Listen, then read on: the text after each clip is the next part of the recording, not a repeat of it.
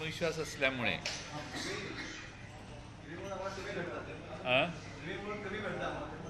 अरे मार्फतवार साहेब नमस्कार. आपल्या आपल्या दर्श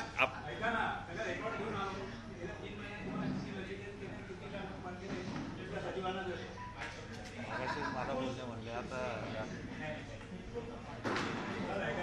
आपला फोन आला की मी तात्काळ उचलतो. जर मी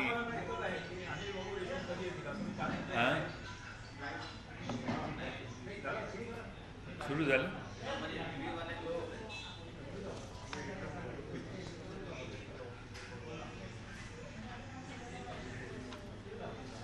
बारा डिसेंबर रोजी आपल्या सर्वांचं सुरुवातीला स्वागत.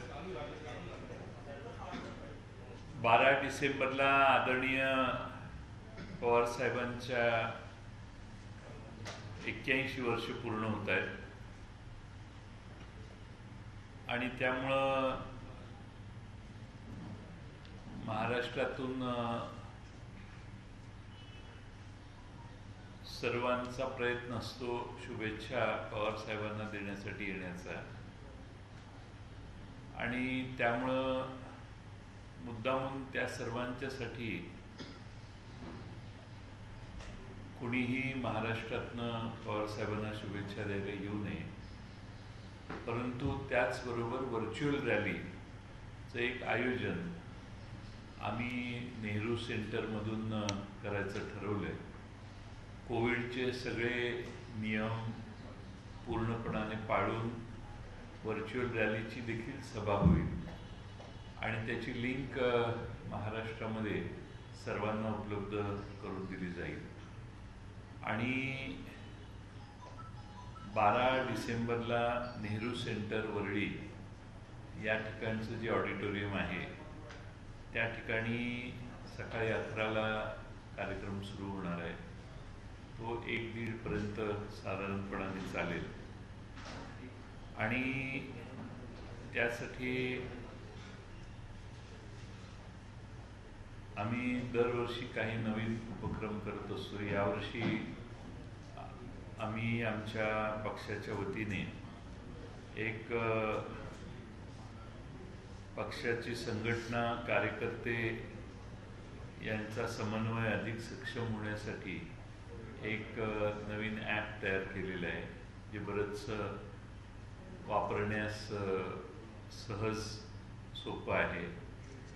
त्याचं उद्घाटनही होणार आहे आणि विद्यार्थी राष्ट्रवादी काँग्रेस आमची जी आहे संघटना राष्ट्रवादीची, त्यांच्या वतीनं महाराष्ट्र यूथ कार्निवल मायोका नावाचा हा काही कालावधीसाठी विद्यार्थ्यांच्यातल्या वेगवेगळ्या कलागुणांच्या स्पर्धांचा महाराष्ट्रातल्या सर्व कॉलेजेसमध्ये आयोजित करून त्यांचं जिल्हास्तर, विभागीय स्तर आणि राज्यस्तर असे पारितोषिके देण्याचा एक उपक्रम आम्ही चालू करतोय.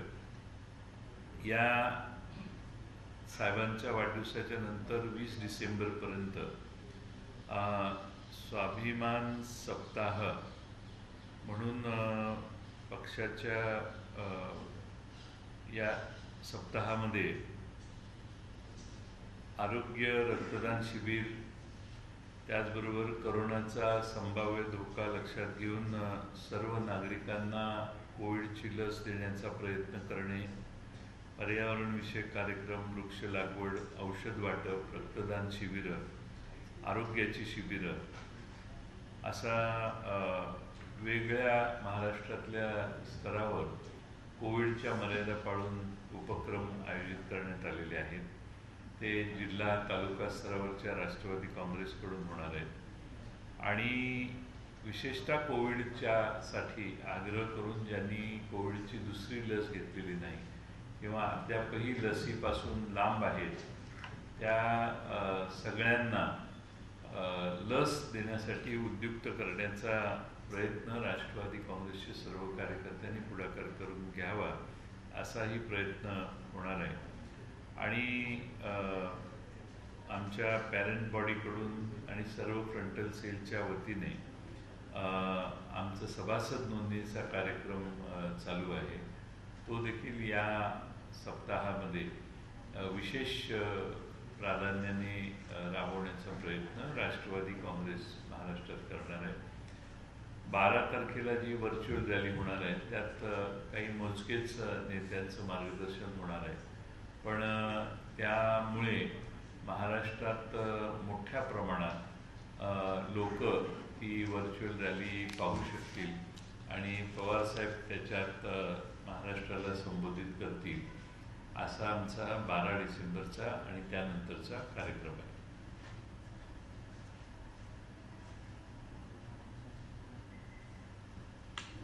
अजून काही सांगायचं?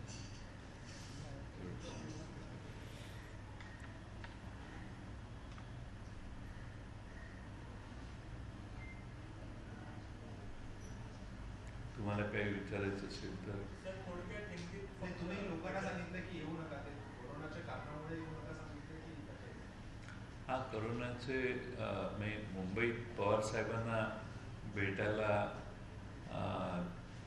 लोकांनी गर्दी करू नये हा त्यातला उद्देश आहे.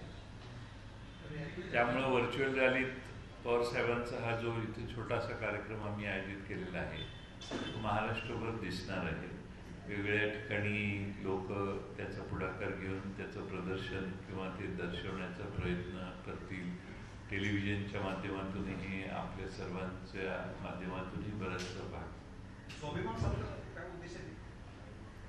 नहीं, हाँ, पवार साहेबांचा वाढदिवस हा सप्ताह. हिंदी में जानना चाहेंगे? नहीं, पहले मराठी में खत्म पूरा करेंगे तो क्या होता है, तो बाद में मेरे को बराबर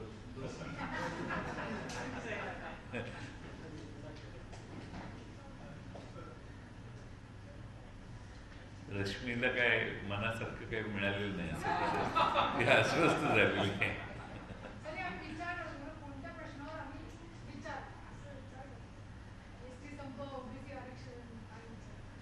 नाही, हे पवार साहेबांचा वाढदिवस हा महत्त्वाचा कार्यक्रम आहे. त्याला आपल्यामार्फतही लोकांच्यापर्यंत हे आमचं 2 उद्देश आहेत की व्हर्च्युअल रॅलीचं आयोजन केलेलं आहे, त्यामुळे महाराष्ट्रातनं इथं मुंबईला मोठ्या संख्येनं जे कार्यकर्ते येण्याचा प्रयत्न करतात तर तो मुंबईतला कार्यक्रम सर्वांना पाहता येईल. आणि कोविडचं रिस्ट्रिक्शन असल्यामुळं नेहरू सेंटरला देखील आम्ही फक्त पवारसाहेबांच्या कार्यक्रमांच्यासाठी तिथली जी क्षमता आहे त्याच्यात जी परवानगी आहे त्याप्रमाणेच 300 का काहीतरी लोकांची संख्या आहे. 450 लोकांची संख्या आहे, तर तेवढी लोक त्या ठिकाणी कोविडचं डिस्टन्स पाळून बसणार आहे.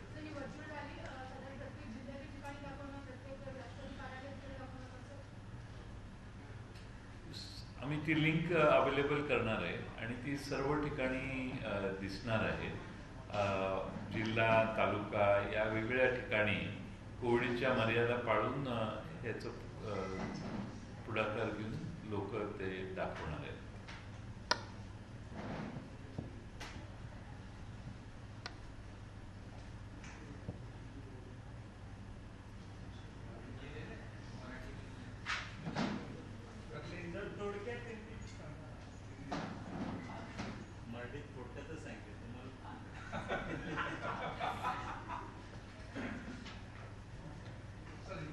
आप 12 दिसंबर को पवार साहब का जन्मदिन है.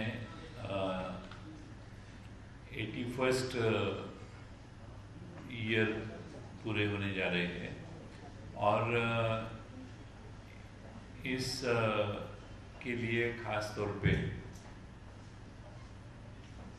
हर साल लोग उनको मिलने की कोशिश मुंबई में आके करते हैं और अभी कोविड की मर्यादा का पालन होना आवश्यक है और इसीलिए हमने सब लोगों की जानकारी के लिए, उनको देखने के लिए, ख़ास तौर पे उनका मार्गदर्शन सुनने के लिए मुंबई में नेहरू सेंटर में हमने एक वर्चुअल रैली का अरेंजमेंट किया है, जिसके ज़रिए पूरे महाराष्ट्र में या देश में जहाँ जहाँ लोग देख सकते हैं वहाँ वो कार्यक्रम देख पाएंगे. और पूरे महाराष्ट्र में अलग अलग जगह जिनको पवार साहब के बारे में जिले में, तालुका में इसका प्रदर्शन किया जाएगा। काफ़ी लोग उत्साहित हैं, लेकिन सारे कार्यक्रम कोविड के बंधन से कोई मुक्त नहीं रहेंगे। कोविड के बंधन में रख के ये कार्यक्रम इम्प्लीमेंट होगा। 11 बजे से 1-1:30 बजे तक ये कार्यक्रम चलेगा। उस कार्यक्रम में खुद आदरणीय पवार साहब का मार्गदर्शन भी होगा। और उसके बाद में जो वीक है उसमें अलग अलग कोविड के वैक्सीनेशन के बारे में प्रोग्राम अलग अलग जगह होने वाला है। पर्यावरण के बारे में प्रोग्राम हमारे पवार साहब को मानने वाले सारे लोग, कार्यकर्ता, पार्टी के वर्कर्स खास तौर पे वो करेंगे। साथ में ब्लड डोनेशन या मेडिसिन का डिस्ट्रीब्यूशन या आरोग्य सप्ताह लोग रखेंगे, यानी आरोग्य शिविर रखेंगे। और बहुत सारे सामाजिक आशय के कार्यक्रम पूरे सप्ताह में चलते रहेंगे। सर, दूसरा सवाल है कि कोविड प्रोटोकॉल को फॉलो करते हुए आप लोगों ने वर्चुअल रैली रखी है, भीड़ न मुंबई पहुंची इसके लिए। 28 तारीख को राहुल गांधी की रैली है, वहां पर कांग्रेस ने कहा है कि हम 2 से 3 लाख लोगों को इकट्ठा करेंगे, पूरा मैदान करेंगे। दोनों चीजें किस प्रोटोकॉल के तहत आप देख रहे हैं? ऐसे है कि जब बर्थडे होता है, जन्मदिन के अवसर पे जब लोग आते हैं, करीब आते हैं और बहुत भीड़ आती है। पवार साहब के जन्मदिन के इसके पहले जो हमें अनुभव है, वो इतनी बड़ी तादाद में महाराष्ट्र के हर इलाके से लोग आते हैं, तो उसको कंट्रोल करना मुश्किल हो जाता है। एक बड़ी सभा होती है तो उसको प्रॉपर कंट्रोल करके किया तो कोई उसमें दिक्कत होनी नहीं चाहिए। लेकिन ये तो सब पवार साहब को मिलने के लिए आते हैं और इतनी भीड़ होती है तो उसको कोई कंट्रोल नहीं हो सकता। इसीलिए अगर 2 लाख 3 लाख लोग इकट्ठा होते हैं, क्योंकि सरकार ने अभी जितने भी परमिशन दिए हैं उनमें सबने उन्होंने कहा भीड़ इकट्ठा ना हो, पॉलिटिकल रैलियों को अवॉइड करने के लिए कहा ताकि कोविड बढ़े न। ऐसे में अगर 3-4 लाख लोग इकट्ठा होते हैं तो सरकार क्या इस पर विचार करती है? और मुझे मालूम नहीं कि उन्होंने क्या ऐलान किया है, और इसके बारे में कांग्रेस के रैली के बारे में मैं कुछ टिप्पणी करने की आवश्यकता नहीं है। आप मुझे मालूम ही नहीं, आप जो बता रहे हैं वो पहली न्यूज़ है मेरे लिए, फर्स्ट इन्फॉर्मेशन रिपोर्ट है। तो इसीलिए मुझे लगता है कि इसके बारे में उनसे बात कीजिए। ऐसे तो बोला जाता है कि हम इतने लाख की रैली करेंगे, एक्चुअल कितनी होती है वो उनको ही मालूम है, तो उनको पूछिए। वो मुझे लगता है कि पूरे कोविड के प्रोटोकॉल का ध्यान रख के कार्यक्रम करेंगे। और सर, एक सवाल ये है कि जिस तरह से गुरुनाम की डेथ हुई, एक हादसा होता है, क्या लगता है ये हादसा है या फिर किसी तरह का संशय भी निर्माण होता है इसमें हादसे को? किस तरह आप देखते हैं? नहीं, अभी तक तो वो ब्लैक बॉक्स जो मिला है उसमें से सारी चीज़ें बाहर आएगी, सामने आएगी। इसके पहले कुछ ऐसे कंक्लूजन करना ठीक नहीं होगा, इरिस्पॉन्सिबल होगा। मुझे लगता है कि वो ब्लैक बॉक्स में जो भी हुआ, घटना जब घटती थी तब क्या हुआ, कन्वर्सेशन क्या हुआ, किस कारण ये हादसा हुआ, ये सारी चीज़ें मुझे लगता है 1-2 दिन में उसका एनालिसिस करके बाहर आएंगी। लेकिन बहुत बड़ी गंभीर दुर्घटना हुई है। देश का एक number 1 chief of the army, इनकी ऐसी डेथ होती है, इसका मतलब है कि हमारी वो सारी व्यवस्था पे एक नया प्रश्न चिन्ह निर्माण हुआ है। हम बहुत बड़ी बड़ी बातें करते हैं, लेकिन हमारे चीफ ऑफ स्टाफ को ही अगर हम प्रोटेक्ट नहीं कर पाते, या अगर हम उनके लिए, वो सबसे अहम व्यक्तिमत्व था भारतीय सेना का, उनके बारे में भी अगर इतने लैप्सेस हैं, इसका मतलब है कि व्यवस्था में बहुत कुछ कमी है। और इसकी जिम्मेदारी केंद्र सरकार ने लेनी चाहिए कि ये बहुत बड़ी गंभीर दुर्घटना है। अभी वो हादसा कैसे हुआ, नेचुरल हुआ या मैकेनिकल प्रॉब्लम से हुआ या कोई अलग शंका आशंका जो लोग जताते वैसे हुआ। ये सारी चीज़ें हमारे देश के नंबर 1 सोल्जर के बारे में, जनरल के बारे में ऐसे होती है, तो इसका मतलब हम हमारे देश की रक्षा मंत्रालय कैसे काम करते हैं, इसका ये सबूत है। सर, भाईच्या यांनी याबाबत ट्विट केलं आहे की अपघात की घातपात असं म्हणून त्यांनी प्रश्नचिन्ह उपस्थित केलं आहे, तुम्ही कसं म्हणताय? मला असं वाटतंय की एखादी गोष्ट समोर आल्याशिवाय असं मी काही बोलणार नाही। घातपात आणि अपघात होऊ शकतात, त्यामुळे प्रत्येक अपघाताला घातपात म्हणणं प्रायमा फेशिया हे बरोबर नाही। आपल्याला जर समोर अशी काही माहिती आली तर मग त्या बाबतीत बोलता येईल। आधीच आपण सगळ्या व्यवस्थेबद्दल शंका निर्माण करणं हे मला योग्य वाटत नाही। मूळ मुद्दा माझा असा आहे की आपल्या देशातले जनरल नंबर 1चा आपला योद्धा किंवा आर्मीचा प्रमुख याच्या बाबतीत जर आपण एवढे गलथान असू शकतो की आपलं हेलिकॉप्टर पडू शकतं किंवा ॲक्सिडेंट होऊ शकतो, याचा अर्थ देशाची संरक्षण व्यवस्था याच्यात किती लूपहोल्स असतील हा विचार केलेला बरा। आणि त्यामुळं हे गंभीर आहे।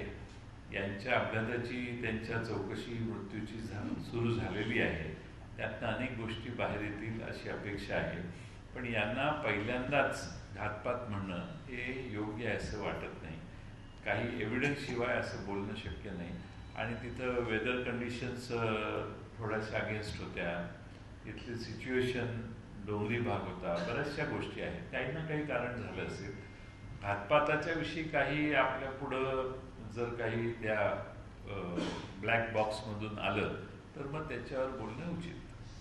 पाटिल साहब, इस समय मुंबई की महापौर किशोरी पेडणेकर और आशीष शेलार का मामला सुना हुआ आपने। आज किशोरी पेडणेकर जी को एक भर्ती भरा पत्र मिला है, संजय राउत के खिलाफ कल एक पुलिस थाने में शिकायत की गई। जिस तरह की राजनीति इस समय चल रही है शिवसेना और बीजेपी के बीच, इसको लेकर क्या कहना है? ये कहाँ राजनीति चल रही है? कोई बोल रहे हैं, कोई कंप्लेन कर रहे हैं, कोई एक्शन ले रहे हैं, इसमें राजनीति नहीं है।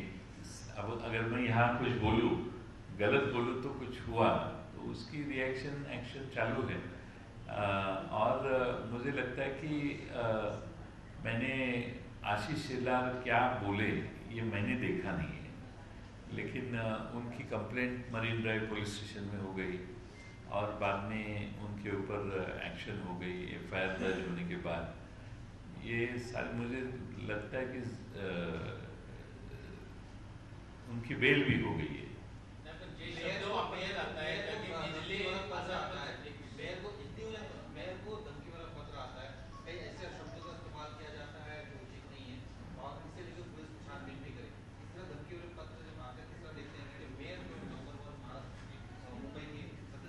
हाँ, तो अभी जो लेटर आया है उसकी छानबीन होगी, कौन से एंगल से लिखा गया है, कैसे लिखा गया है और किसने लिखा है, वो अगर पुलिस ढूंढ सकते हैं तो बहुत अच्छा होगा।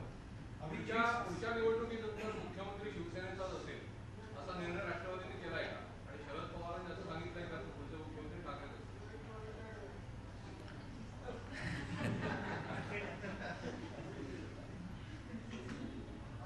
उद्धवजी ठाकरे साहेब अतिशय चांगलं काम करत आहेत आणि आमचा त्यांना पाठिंबा आहे।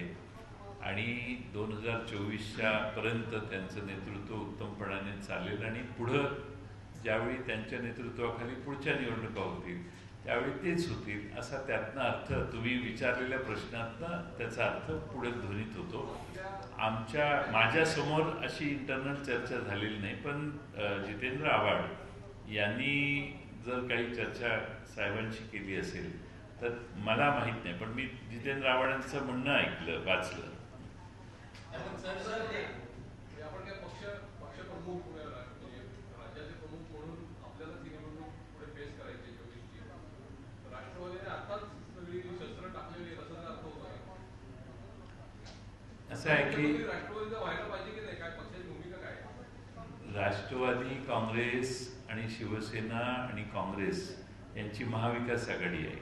त्या महाविकास आघाडीचे उद्धवजी ठाकरे मुख्यमंत्री म्हणून नेतृत्व करत आहे. त्यामुळं स्वकीयांच्याबद्दल शस्त्र वापरायची नसतात. त्यामुळं आम्ही सगळे एक आहोत तिघही. त्यामुळे शस्त्र टाकली राष्ट्रवादीने हा प्रश्न या रेफरन्स टू कॉन्टेक्स्टमध्ये बसत नाही. आपण दुसऱ्या कोणाच्या विरोधी लढायचं सांगितलं तर लगेच आम्ही आहोतच तयार. मोदी साहब, किरीट सोमैया ने बयान दिया कि शरद पवार साहब का नाम लिया, उद्धव जी का नाम लिया. ये दोनों शख्स महाराष्ट्र के किसी भ्रष्टाचार का मामला जैसे ही सामने आता है उस मूल मुद्दे को भटकाने की कोशिश करते हैं. पोस्टल रोड का उन्होंने एग्जाम्पल दिया कि किसने किरीट सोमैया हाँ पोस्टल रोड उठाने को उनकी जो भी आरोप थी लगाने की प्रक्रिया जारी रहेगी. और जो महापौर का मामला है धमकी भरा पत्र, उसको बोला कि मूल मुद्दे से भटकाने की कोशिश कर रहे हैं शरद पवार और मुख्यमंत्री उद्धव ठाकरे. नहीं, पवार साहब ने इसमें क्या किया?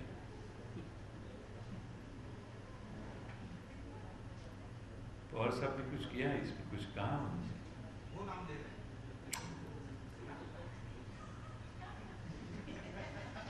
पवार साहब ने कुछ कहा नहीं. लोगों को, आपको भी मालूम है, वो नाम ले रहे हैं इसलिए मैं उनके ऊपर बोलने की आवश्यकता है ऐसा मुझे नहीं लगता.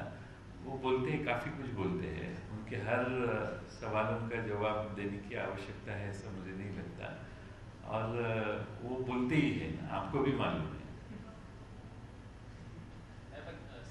संजय राऊत यांनी जे एक आक्षेपार्ह वक्तव्य केलं आणि आशिष शेलार सुद्धा महापौरांबद्दल ज्या पद्धतीने बोलले, तर कुठतरी हे जी भाषा जी वापरली जाते गेल्या काही दिवसांपासून, भाषा सांभाळूनच वापरली पाहिजे. म्हणून मगापासून तुम्ही जे बोलताय त्याला माझा प्रतिसाद मर्यादित आहे. ती मर्यादा ठेवूनच बोलायचं असतं. भाषा सांभाळूनच वापरायची असते. शब्दाने शब्द वाढत जातो आणि कटुता निर्माण होते. आणि म्हणून भाषा सांभाळून वापरली पाहिजे. विशेषतः भगिनींच्या बाबतीत बोलताना विशेष काळजी घेतली पाहिजे. ती काळजी घेतलेली दिसून येत नाही ज्या अर्थी हे एवढ्या मोठ्या प्रमाणात काही झालं ते. आणि विशेषतः आपण सगळ्याच राजकारण्यांनी आपलं तारतम्य सांभाळून बोललं पाहिजे. आणि अलीकडे कसं आहे, फार व्यक्तिगत पातळीवर लोक जाऊ नयेत असं मला वाटतंय. फारच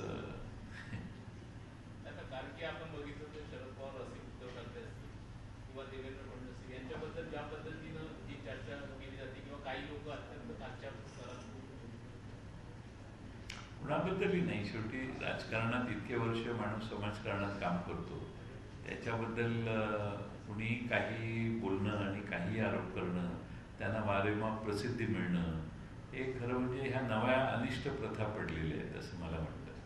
कोणी काही बोलतं आणि कुणाच्याबद्दल म्हणजे माणसाने 40 वर्ष, 50 वर्ष, 30 वर्ष राजकारणात घालवली, त्याच्याबद्दल आत्ता वारेमाप प्रसिद्धी मिळून पुढे आलेल्या लोकांनी काही बोललं तर त्याला किती प्रसिद्धी मिळते. आणि त्या प्रसिद्धीमुळं त्यांचा हुरूप वाढतो परत. आणि त्यांचा हुरूप वाढल्यावर आणखीन हुरूप वाढतो. ते मग एवढ्या पुढे जातात की तोल ढासळतो. काय वाढलाय ते आमच्या शेजारी बिल्डिंग आहे ना, ते पण एक हुरूप वाढवणार आहे.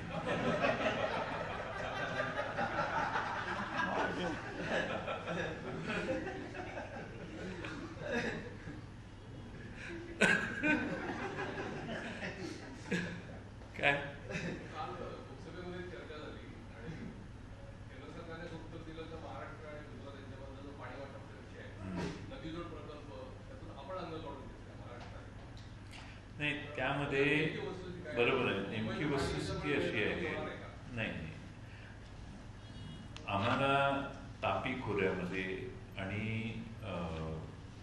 गोदावरी खोऱ्यामध्ये जे पाण्याचं दुर्भिक्ष आहे, त्यासाठी त्या भागातून गुजरातकडे जाणारं 15 TMC पर्यंतचं जे पाणी आहे ते पाणी महाराष्ट्राला मिळावं. गुजरात सरकारच्यात आणि महाराष्ट्र सरकारमध्ये यापूर्वी अनेक राऊंड झाले, फेऱ्या झाल्या आणि त्यात आपल्या महाराष्ट्राच्या हक्काचं वाट्याचं पाणी आपल्याला मिळावं असा आपला प्रयत्न होता. नदीजोड प्रकल्पात वरून पाणी इकडं खाली आणण्यासाठी, पाणी डायव्हर्ट करण्यासाठी जे नाथपार वगैरे असे 3-4 प्रकल्प आहेत त्या भागात. त्या प्रकल्पातलं काही पाणी हे गुजरातला द्यावं आणि त्यानंतर गुजरात त्या नदीजोड इंटरस्टेट असला पाहिजे. गुजरात त्यात सहभागी होणार आणि मग केंद्र सरकार त्याला फंडिंग करणार, अशी ती कल्पना होती. पण आपल्या वाट्याचं आपल्याला त्या भागात पाणी अपुरं आहे, त्यामुळं आपण पाणी सोडत नाही एवढाच मुद्दा आहे. आपण काय बॅकआउट झालेलो नाही. म्हणजे आम्ही त्यांना सांगितलं की हे करता येणार नाही, आम्हाला पाणी सोडता येणार नाही. पण आम्ही गुजरात सरकारशी पुन्हा बोलू. त्या भागातल्या ह्याच्यात आम्ही पूर्णपणाने, म्हणजे त्यांनी लोकसभेत दिलेली माहिती योग्यच आहे, जलसंपदा मंत्र्यांनी केंद्रीय. पण याच्यात नदीजोड प्रकल्पाला केंद्राची मान्यता मिळण्यासाठी गुजरातची मान्यता लागते, कारण त्यांच्यात आणि आपल्यातला जो करार आहे तर त्यात गुजरात त्याला प्रतिसाद देत नाही. आपल्याला जे वाट्याला पाणी पाहिजे ते पाणी, आपल्याला हक्काचं जे पाणी आहे ते आम्हाला मिळालं पाहिजे. अदरवाईज पण ते असंच गुजरातला वाहून जाते. त्यामुळं मग आपला प्रयत्न असा आहे की आपल्या वाट्याचं पाणी आपल्याला मिळावं आणि नदीजोड प्रकल्पात गुजरात सहभागी व्हावं. त्यांना जो पाणी द्यायचं आहे आपल्या भागातून ते त्यांना आपण देण्यासाठी तयार आहोत. पण आपलं जे पाणी आहे ते आपल्यालाच मिळालं पाहिजे, कारण तापी आणि गिरणा आणि गोदावरी या भागात या नदीजोड प्रकल्पाचा विशेष उपयोग होणार आहे. मुंबईपर्यंतही त्यातला काही भाग येणार आहे आणि त्यासाठी या प्रकल्पाला नदीजोड नाही झालं तरी महाराष्ट्र सरकार मुंबईकडे येणारं जे पाणी आहे ते महाराष्ट्रातलं पडलेलंच पाणी इकडं आपण मेजॉरिटीनं आणतोय. ते आणण्यासाठी देखील महाराष्ट्र सरकारने बरेचसे काही पावलं टाकलेली आहेत. चालू आहे. हां, दमणगंगा पेंजाळ प्रकल्प हे आहेत. तुम्हाला एकदा वेळ मिळाला तर मी तुम्हाला एकदा ब्रीफिंग देईन सगळ्यांना.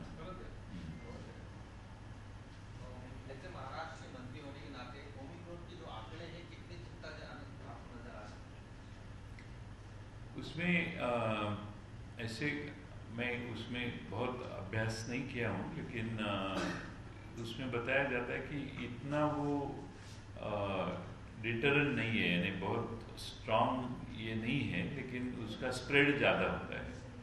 और अभी अलग अलग देशों में जो चल रहा है, 1-2 महीने के बाद में शायद महाराष्ट्र में न आने के लिए जो भी कोशिश करनी है वो हमें आज ही करनी चाहिए. ये हमारा प्रयास है.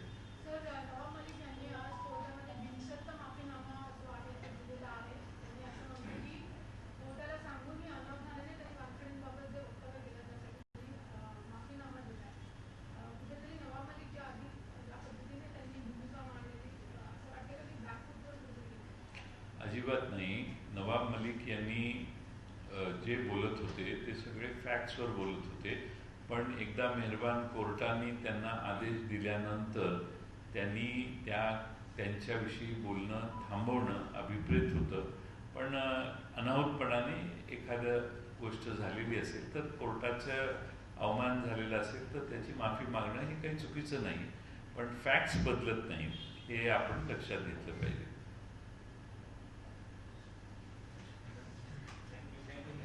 इसी को हिंदी में बता दीजिए.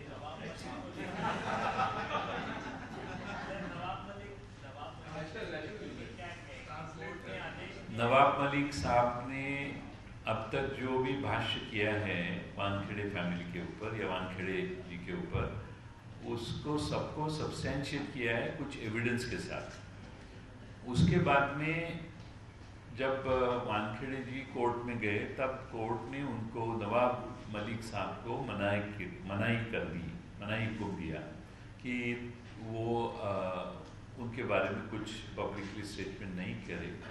लेकिन मुझे लगता है इनडायरेक्टली कुछ उन्होंने बात कही उसके बाद में, और वो भी उसके साथ उसको फैक्ट्स अटैच थी. लेकिन जो भी बात उन्होंने कही वो कोर्ट का अवमान हो रहा था इसलिए उन्होंने मेहरबान कोर्ट की माफ़ी मांगी और वो ठीक है, उसमें कोई दो राय नहीं, माफ़ी मांगनी चाहिए। लेकिन फैक्ट्स है वो फैक्ट से ऊपर ही नवाब मलिक बोलते हैं, इसीलिए कोर्ट ने अभी उनको बोलने से मनाही हुक्म दिया है, इसलिए उन्होंने बाहर बोलना नहीं चाहिए।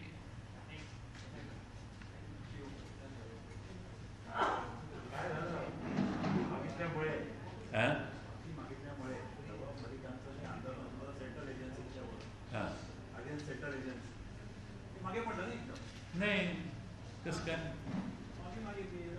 माफी कुणाची? कोर्टाची, वानखेडेंची नाही. कोर्टाचा अवमान होतोय म्हणून कोर्टाची माफी मागितली. हे जे सतत बोलत होते ते ह्या मोडमध्ये होते, ते अनाहूतपणाने अजून एक बोलले कोर्टाचा आदेश झाल्यावर, तेवढी माफी मागितली. याचा अर्थ त्याच्या आधी केलेली स्टेटमेंट त्यांनी मागे घेतली असा गैरअर्थ काढण्याची गरज नाही.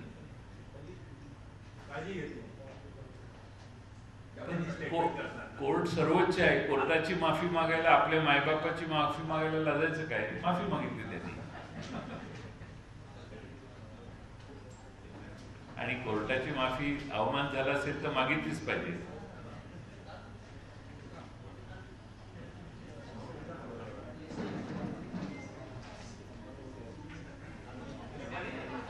चला 12 तारीख को यांना बोलवायचं ना.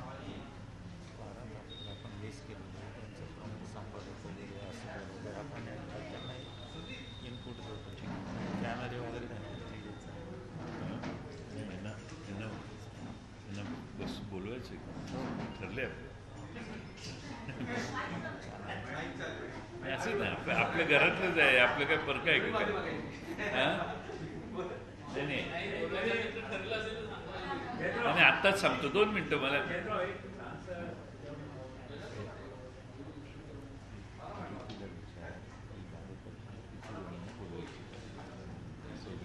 काय म्हटलं आपण? हो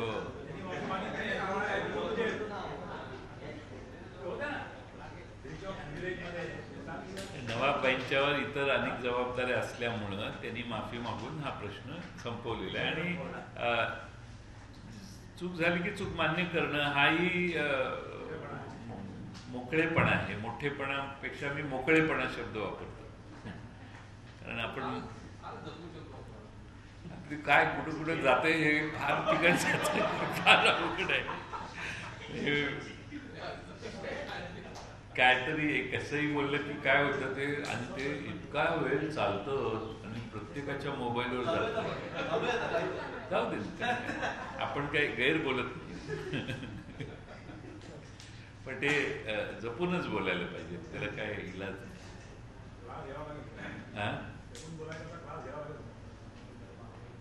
पण काय काय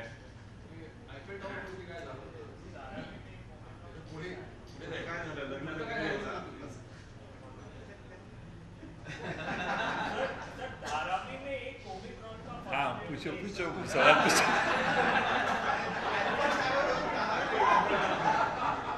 किती रसिक आहे बघा.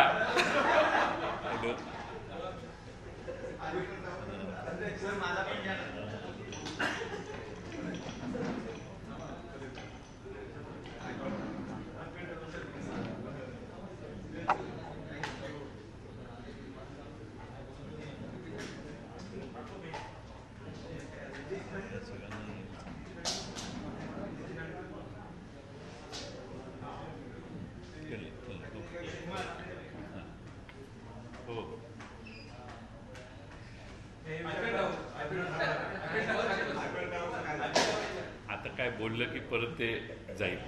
एवढं झालंय तेवढं भरपूर झालेलं आहे, त्याच्यात भागलेली आमची. ते आपल्याला 12 डिसेंबरला कॅमेराला आम्ही हे देऊ, आउटपुट देऊ, पण आपण सगळे फिजिकली येऊन बसू शकता. म्हणजे कॅमेराला एकच कॅमेरा आत राहू, म्हणजे मग ते हे होणार नाही. आणि सगळ्यांना आउटपुट देऊ आपण, आणि आपल्याला मात्र सगळ्यांना निमंत्रण आहे. आपल्याला वेगळी बसायची त्या हॉलमध्येच व्यवस्था केलेली आहे. कोणी आतमध्ये युनिट लावायचं तर point वापरणार नाही. युनिट आत नाही लावायचं, बाहेर लावायचं. भाषण होणार आहे का? हो हो, 4-5 भाषणं, जास्त साहेबांचंच मुख्य भाषण आहे. आणि आम्ही पक्षांतर्गत जे उपक्रम करतो, मागच्या वेळी भरपूर होते, यावेळी आम्ही तेही शॉर्ट केले, कारण जास्त वेळ लागू नये म्हणून. त्यामुळे आपण आला 11ला डॉट सुरू होईल, 1 वाजेपर्यंत 1:15 वाजेपर्यंत येऊ. हे कॅमेरे बंद केले का? हा?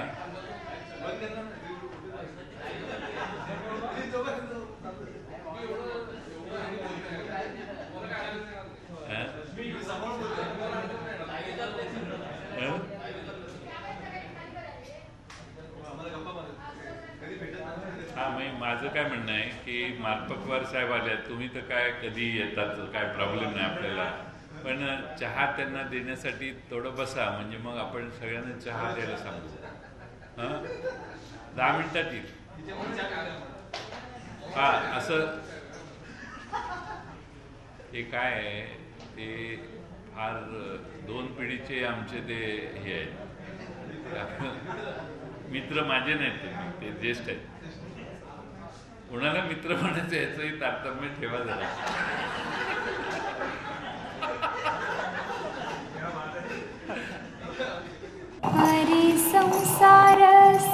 बहिणाबाईंची जात्यावरची ओवी म्हणजे